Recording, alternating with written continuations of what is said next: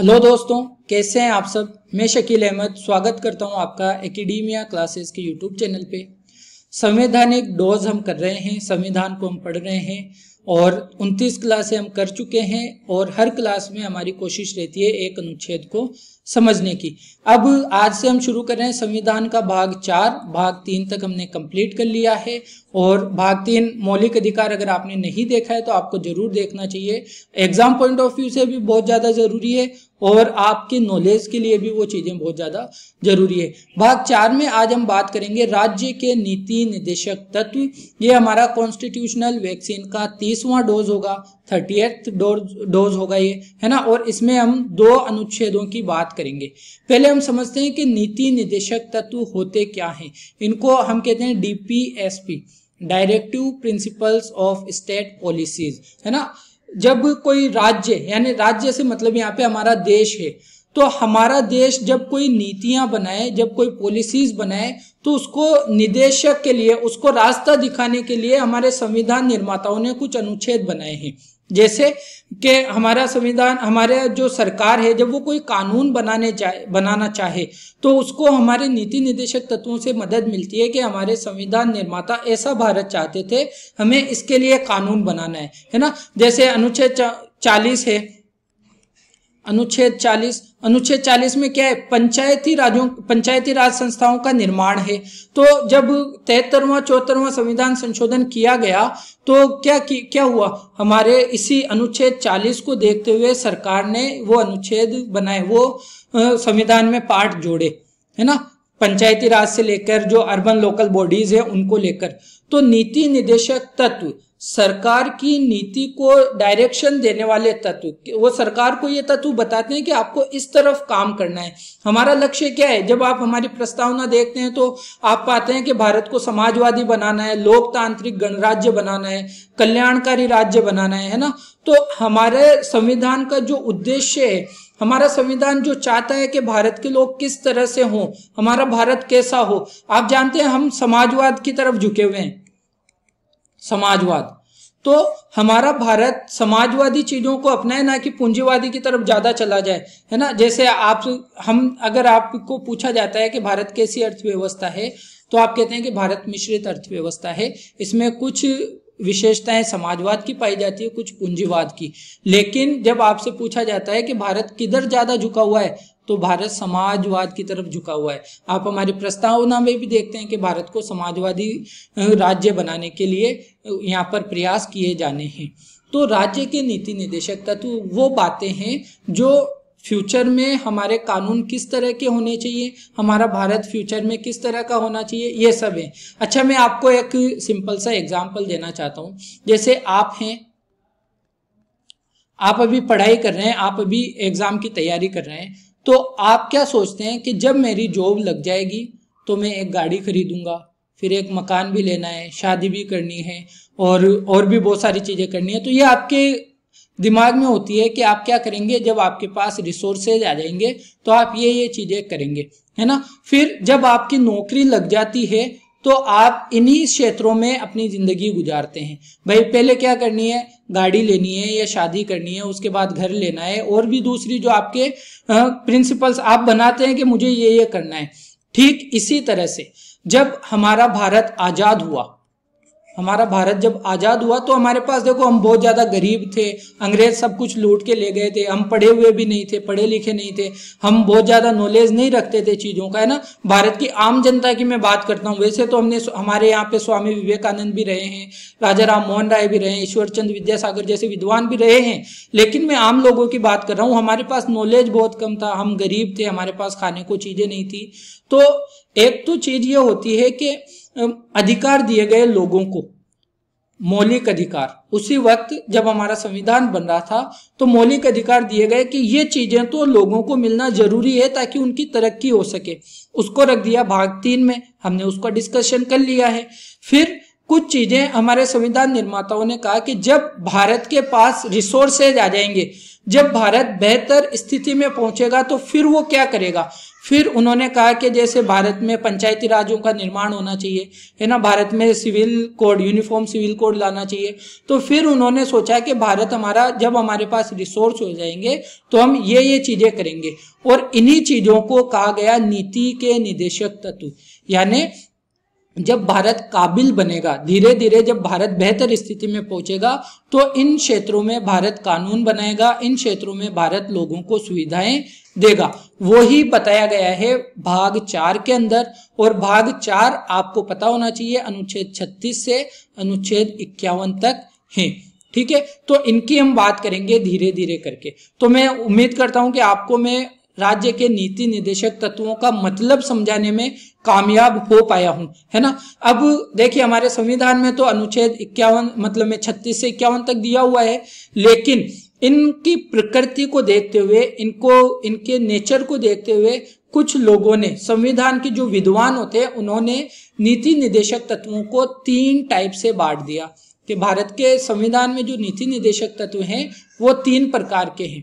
पहला क्या है, पहले समाजवादी हैं, यानी ऐसे नीति निदेशक तत्व जो भारत को समाजवाद की राह पर ले जाएंगे। इन सबको हम डिसाइड करेंगे ना, इन सबको हम डिस्कशन करेंगे इसके ऊपर। अनुच्छेद 38 है, 39 है, 39 ए है, 41, 42, 43 ए और 47 का फर्स्ट पार्ट। तो ये सब क्या है, ऐसे अनुच्छेद है जो भारत को समाजवादी बनाते हैं, समाजवाद की राह पे ले जाते हैं। फिर दूसरा पार्ट बनाया गया गांधीयन प्रिंसिपल, ऐसे अनुच्छेद जो गांधी जी की विचारधारा से थे, गांधीवाद से बिलोंग करते हैं ना, उनसे मिलते हैं। जैसे अनुच्छेद 40 है पंचायती राज वाला, इसी तरह से। तो इनको कहते हैं गांधीयन प्रिंसिपल्स, यानी इसको समाजवादी कह दिया, इनको कह दिया गांधीवादी।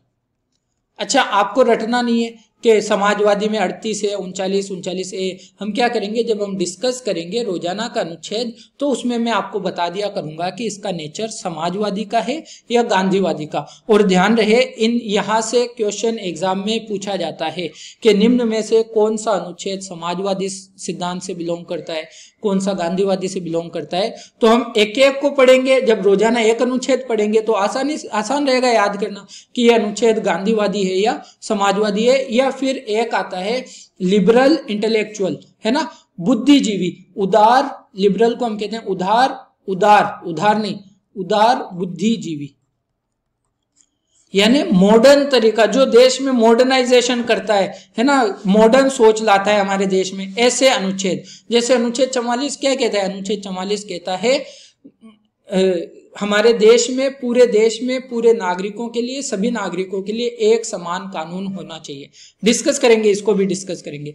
तो हमारे जब भी कोई सरकार चुनी जाती है, तो उनके मैनिफेस्टोज में ये सारी चीजें आपको मिलेगी, यानी हमारे देश कैसा होना चाहिए उसके लिए पॉलिसीज बनाई जाएंगी, है ना। वो कहती हैं कि जैसे बीजेपी गवर्नमेंट के मैनिफेस्टो में था कि हम यूनिफॉर्म सिविल कोड लागू करेंगे, तो ये अनुच्छेद 44 से ही तो लिया गया है, यूनिफॉर्म सिविल कोड। ये नीति निदेशक तत्व है। इसका ये मतलब है कि जब भारत के पास अच्छे रिसोर्सेज हो जाएंगे, भारत डेवलप होगा, तो सरकार क्या करेगी, एक ऐसा कानून लाएगी जो सबके लिए समान होगा। अभी क्या है, हिंदूज के लिए अलग कानून है, मुस्लिम्स के लिए अलग है, क्रिश्चियंस के लिए अलग है ना, पादरी मतलब में पारसी लोगों के लिए अलग कानून है। तो उन सब को खत्म करके एक बेसिक कानून, एक मतलब यूनिफॉर्म कानून लाया जाए, उसके लिए बात कही गई है अनुच्छेद 44 में। तो इसी तरह से ये नीतियों का निर्देशन करते हैं। जब भी सरकार नीति बनाती है तो ये उनका निर्देशन करते हैं कि सरकार की नीति इस तरह की होनी चाहिए।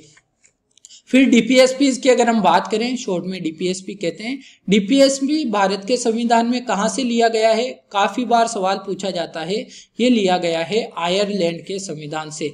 आयरलैंड का संविधान बना था 1937 में और हमारा बना था 1950 में, कंप्लीट हो गया था, लागू हो गया था। ठीक है, यहां से लिया गया है। ये बहुत ज्यादा जरूरी है आयरलैंड से लिया जाना, क्योंकि ये सवाल कई बार एग्जाम में पूछा गया है। और सिंपल सी एक लाइन में अगर मैं कहना चाहूं, भाग 4 क्या करता है। भाग 4 जो सरकार द्वारा नीतियां और कानून बनाए जाते हैं, उनको प्रभावी बनाते समय इन अनुच्छेदों को ध्यान में रखना सरकार के लिए जरूरी होता है। सरकार का कर्तव्य है कि वो जब भी कोई नीति बनाए तो नीति निदेशक तत्वों के अनुच्छेदों को ध्यान में रखा जाए, है ना। इससे क्या होगा, इससे लोक कल्याणकारी राज्य की स्थापना होगी। लोक कल्याणकारी राज्य। तो अगर आपसे पूछा जाता है संविधान में नीति निर्देशक तत्वों को जोड़ने का मूल उद्देश्य क्या था, तो संविधान में डीपीएसपी को जोड़ने का मूल उद्देश्य था लोक कल्याणकारी राज्य, यानी एक ऐसा देश बनाना जो लोगों का, जहां पर भला होता हो, जहां पे लोगों का कल्याण होता हो, भ्रष्टाचार जहां पे नहीं हो, है ना, लोगों को दबाया ना जाता हो। लेकिन हम हमारी स्थिति देख रहे हैं, धीरे धीरे डेवलप होंगे तो धीरे धीरे आगे बढ़ेंगे इनके अनुसार। कुछ पे हमने इम्प्लीमेंटेशन किया है। अब इसके अंतर्गत हमारा क्या रहेगा, एक तो हम पढ़ेंगे सबसे पहले तो कोई अनुच्छेद, जैसे अनुच्छेद 36 और 37 तो बहुत ज्यादा इंपॉर्टेंट नहीं है, लेकिन हम पढ़ेंगे, आज इन्हीं को डिस्कस करेंगे। जैसे हमने कोई अनुच्छेद पढ़ा और उस अनुच्छेद 40 पढ़ा, तो क्या इस अनुच्छेद के बारे में सरकार ने कोई कानून बनाया? इस अनुच्छेद को लागू करने के लिए क्या सरकार ने कोई कानून बनाया? अगर बनाया तो बताएंगे, उसके बारे में डिस्कस करेंगे, है ना। जो जरूरी होगा उस अनुच्छेद के बारे में कि सरकार ने इस अनुच्छेद के लिए कौन सा कानून बनाया है, तो उनको भी हम जानने की कोशिश करेंगे।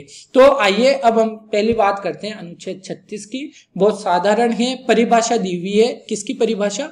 राज्य की परिभाषा। तो अनुच्छेद 36 क्या कहता है, इस भाग में जब तक कि संदर्भ से अन्यथा अपेक्षित ना हो, राज्य का वही अर्थ होगा जो भाग 3 में है। यानी राज्य का मतलब वही लिया जाएगा जो अनुच्छेद 12 के अंतर्गत, अनुच्छेद 12 के अंतर्गत मौलिक अधिकारों के अंदर राज्य की परिभाषा दी गई है। तो मैंने यहाँ पे आपके लिए अनुच्छेद 12 लिख दिया है और इसके अनुसार राज्य की क्या परिभाषा है, वही राज्य की परिभाषा अनुच्छेद 36 के अंतर्गत भी हो जाएगी।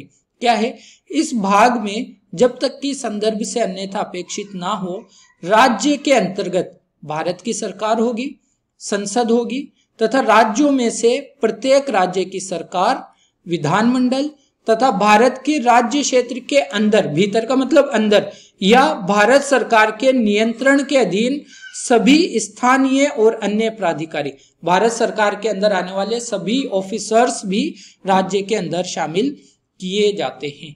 फिर अगला अनुच्छेद, अनुच्छेद 37, यह क्या कहता है, इस भाग में अंतर्विष्ट तत्वों का लागू होना। तो देखिए मैं यहाँ पे आपको बताऊं, भाग 3 के अंदर अगर किसी अधिकार का उल्लंघन हो जाए, अधिकार का उल्लंघन हो जाए, तो हम क्या कर सकते हैं, कोर्ट जा सकते हैं, सुप्रीम कोर्ट जा सकते हैं कि हमारे अधिकारों का उल्लंघन कैसे हो गया। लेकिन अगर भाग 4 के किसी अनुच्छेद के ऊपर सरकार काम नहीं कर रही है, सरकार का काम नहीं कर रही है, यानी भाग 4 का उल्लंघन हो रहा है, उल्लंघन हो रहा है, तो क्या होगा, तो हम कोर्ट नहीं जा सकते, फिर हम कोर्ट नहीं जा सकते। यानी इसको कोर्ट जा सकते हैं तो हमने क्या कहा था, ये कानून के द्वारा प्रवर्तनीय है, कानून के द्वारा प्रवर्तनीय है। लेकिन इसको हम कहेंगे कि भाग 4 जो है वो कानून के द्वारा प्रवर्तनीय नहीं है। क्यों? क्योंकि हमने पहले बात की ना कि जब भारत आजाद हुआ तो हमारे पास रिसोर्सेज कम थे, और रिसोर्सेज कम थे इसीलिए तो भाग 4 को जोड़ा गया कि जैसे जैसे हमारे पास रिसोर्सेज आते जाएंगे हम इसकी तरफ बढ़ते चले जाएंगे। तो अगर किसी अनुच्छेद का उल्लंघन अभी तक किया जा रहा है, भाग 4 के किसी अनुच्छेद को अप्लाई नहीं किया गया, इसका मतलब हमारे पास अभी वैसे संसाधन उपलब्ध नहीं हुए हैं, है ना। तो हम सुप्रीम कोर्ट नहीं जा सकते या किसी भी कोर्ट में नहीं जा सकते कि सरकार के द्वारा भाग 4 का पालन नहीं किया जा रहा। तो आइए इसको पढ़ लेते हैं, क्या कह रहा है, इस भाग में अंतर्विष्ट उपबंध किसी न्याय द्वारा प्रवर्तनीय नहीं होंगे, किंतु फिर भी इनमें से अधिक तत्व देश के शासन में मूलभूत तत्व हैं और विधि बनाने में इन तत्वों को लागू करना राज्य का कर्तव्य होगा, है ना। देखिए अगर उल्लंघन कर रही है सरकार द्वारा, लेकिन तो हम कानून में तो मतलब में न्यायालय तो नहीं जा सकते, कानून के द्वारा प्रवर्तनीय तो नहीं है, लेकिन फिर भी सरकार का ये कर्तव्य होगा, सरकार का ये नीति बना रही है, कोई कानून बना रही है, तो भाग 4 के अनुच्छेदों को वो ध्यान में जरूर रखे, है ना। इनके खिलाफ कोई नीति नहीं बननी चाहिए, इनका उल्लंघन करने वाला कोई कानून नहीं बनना चाहिए। ये था अनुच्छेद 36 और 37। कल हम अनुच्छेद 38 की बात करेंगे, जो क्या करता है, वो कहता है कि लोक कल्याणकारी राज्य कैसा होना चाहिए, है ना, लोक कल्याण में अभिवृद्धि कैसी होनी चाहिए। तो ये था, कल अगले डोज में मिलेंगे, तब तक के लिए अपना ख्याल रखिएगा। उम्मीद कर रहा हूँ कि आपको ये सेशन पसंद आया होगा। लाइक करना ना भूलें, डिसलाइक करते हैं तो कारण बता दीजिएगा ताकि बेहतर की जाए चीज़ें। कुछ सजेशंस आपके हों, क्लास के बारे में कोई बात कहनी हो तो जरूर कमेंट करें, शेयर करें दोस्तों में, ताकि प्रत्येक व्यक्ति तक ये वीडियो पहुंच जाए। सब्सक्राइब अगर नहीं किया है तो चैनल को सब्सक्राइब जरूर कर लें और बेल आइकन को प्रेस करें, ताकि एवरी डोज, है ना, मतलब में हर खुराक के लिए आपको नोटिफिकेशन प्राप्त हो जाए। ओके, फिर मिलेंगे अगले वीडियो में। 31वां वीडियो अनुच्छेद 38 की बात करेंगे। तब तक के लिए अपना ख्याल रखिएगा। वैक्सीनेशन जरूर करवा लीजिए दोस्तों। फिर वैक्सीनेशन करवाने के बाद ज़रूरी हो तो बाहर निकलें, एहतियात के साथ बाहर निकलें। पढ़ते रहिए, अपनी पढ़ाई को जारी रखिए। धन्यवाद।